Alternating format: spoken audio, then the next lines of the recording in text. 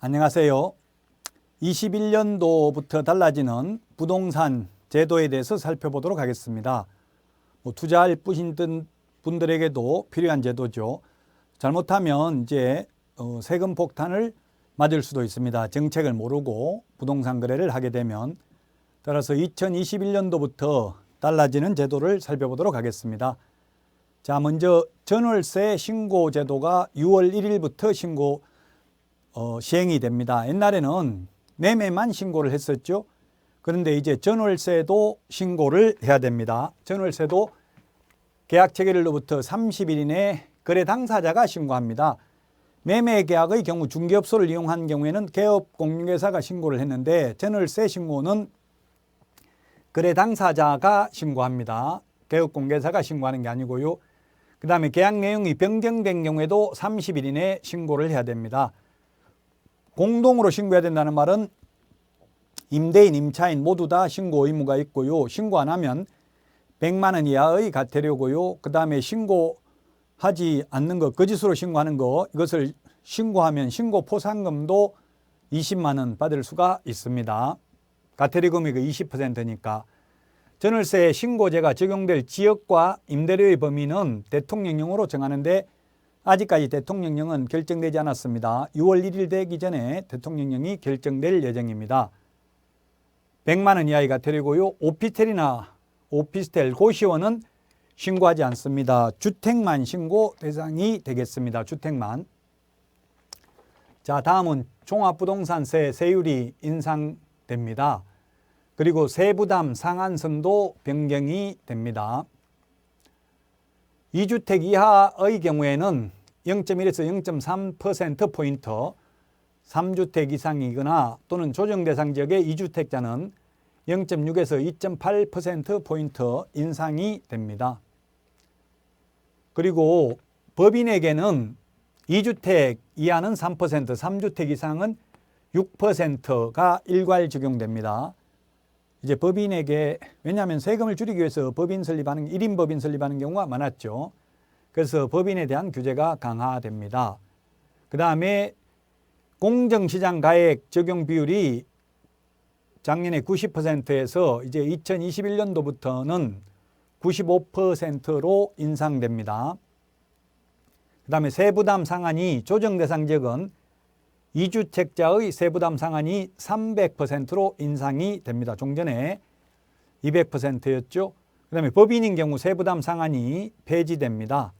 그리고 법인 보유 주택은 6억 원 기본 공제액도 폐지가 되겠습니다. 종합부동산세 세율입니다. 조금 전에 말했던 걸 다시 표로 정리를 한 내용이 되겠고요. 자, 그 다음에 부부 공동명의 공제 방식을 선택할 수 있습니다. 즉 공동명의로 보유하면 종합부동산세를 따로따로 공동명의로 하면 12억까지는 세금 한 푼도 안 낼 수 있죠. 그래서 이렇게 12억을 공제받을 수도 있고 1세대 1주택자처럼 9억 원을 공제받은 뒤 고령자 공제나 장기보유 공제를 적용받을 수도 있습니다. 유리한 방식을 본인이 선택하면 되겠습니다. 자, 그 다음에 양도소득세 계산할 때 이제 분양권도 주택수에 포함됩니다. 옛날에는 재개발, 재건축, 입주권만 포함되었는데 이제 분양권도 포함되고요. 그 다음에 최고 세율이 42%에서 45%로 인상이 됩니다. 5억 초과시 42%였는데 2021년도부터는 10억 초과 구간이 신설되면서 최고 세율이 45%로 상향이 됩니다. 자, 그래서 소득세, 종합소득세, 양도소득세 똑같죠? 45% 구간이 신설된다는 것을 주의하셔야 되겠습니다. 자, 그 다음에 1가구 1주택 비과세 보유기간 방식이 변경됩니다. 2년 이상 보유하면 비과세 되는데 1가구 1주택, 이 경우 2주택 이상 보유했던 세대가 1주택을 제외하고 모두 팔아서 1주택자가 돼서 해당 주택에 대한 1가구 1주택 세금을 면제받으려면 보유기간 산정 시 해당 주택 취득일이 아니라 다른 주택을 모두 판 뒤 1주택자가 된 날로부터 2년이 지나야 비과세 받을 수 있습니다. 물론 일시적 2주택 등 부득이한 사유로 인한 경우에는 예외가 있습니다. 2021년 1월 1일부터 마지막 주택 매도 시 이전 주택 매도일로부터 2년이 지나야 양도소득세 비과세가 가능합니다. 분양권도 주택수에 포함된다. 옛날에는 입주권만 포함됐었는데 이제 분양권도 주택수에 포함된다는 점을 주의하셔야 되겠습니다. 그러면 분양권 가지고 있는 줄 어떻게 알아요? 분양권 부동산 거래 신고해야 되죠. 분양받은 날로부터 30일 이내에. 자, 그 다음에 법인 보유 주택 추가 세율이 인상됩니다. 옛날에는 법인세율에다가 10%를 더해서 과세했는데 이제 2021년도부터는 20%로 인상됩니다. 입주권, 분양권도 추가세율이 적용됩니다. 법인에게는. 자, 그 다음에 2년 미만 보유 및 조정 대상 지역 다주택자 세율이 인상됩니다. 2020년까지는 1년 미만 보유주택은 40%, 2년 미만 보유주택은 기본 세율을 적용했지만 2021년 6월 이후 양도분에 대해서는 세율이 1년 미만 보유주택은 70%로 30%포인트 인상이 됩니다. 2년 미만 보유주택은 60%의 단일 세율이 적용됩니다.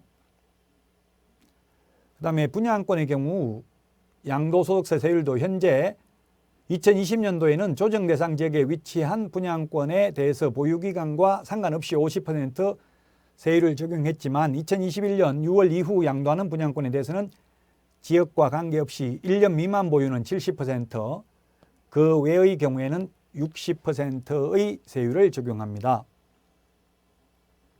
그리고 조정 대상 지역 주택을 팔 때 적용하는 양도소득세 중과세율은 2020년도에는 기본세율에 더해서 2주택자는 10%, 3주택 이상의 경우에는 20%를 중과했지만 2021년도부터는 20%, 30%, 3주택 이상은 30%로 인상이 됩니다. 그럼 최고세율이 45%에다가 다주택자의 경우 30% 하면은 75%고 여기에다가 지방소득세 7.5%를 더하면은 최대 82.5%까지 양도소득세를 내야 될 수도 있습니다. 이제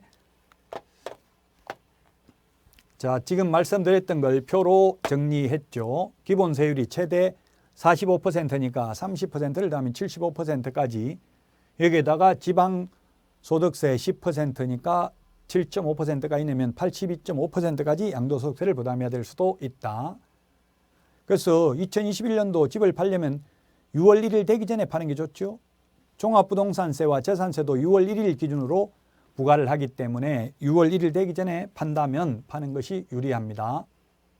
안 팔고 계속 버티고 있으려면 상관은 없겠죠. 자, 그 다음에 청약제도가 달라집니다. 신혼부부 특별공급 소득 요건이 완화됩니다. 도시근로자 월평균소득의 120% 맞벌이는 130% 이하였는데 2021년도부터는 외벌이는 140% 맞벌이는 160% 이하로 요건이 완화됩니다. 그 다음에 전매행위 위반자 청약 자격을 제한합니다.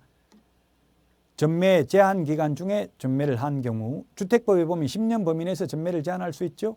전매 제한을 위반하는 경우도 이제 10년간 청약 자격이 제한됩니다.